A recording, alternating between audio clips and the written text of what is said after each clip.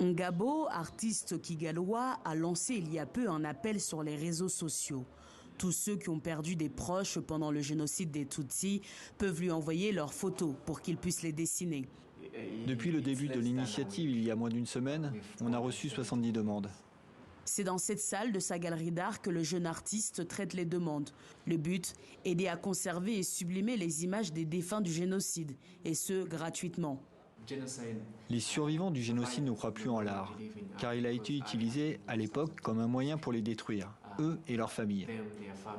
Nous sommes la nouvelle génération. Nous sommes en capacité de voir les conséquences que cela a eues, les dommages que cela a causés à notre pays. Maintenant, on essaye de changer le narratif.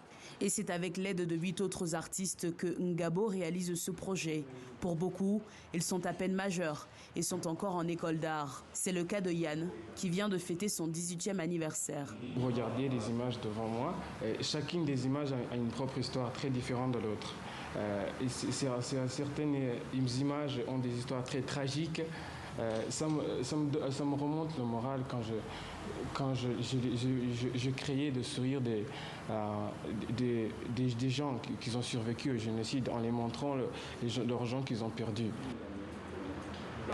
Pendant que les artistes continuent leur travail, quelques familles commencent déjà à venir chercher le portrait de leurs proches. À l'image de Lambert, beaucoup sont des jeunes qui n'ont pas connu le génocide des Tutsis. C'est la seule image qui reste de mon grand-père. Je l'avais pris en photo avec mon téléphone.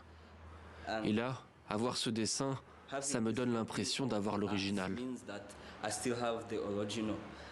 À terme, les artistes aimeraient se déplacer dans des villages afin de proposer ce service aux survivants n'ayant pas accès aux réseaux sociaux.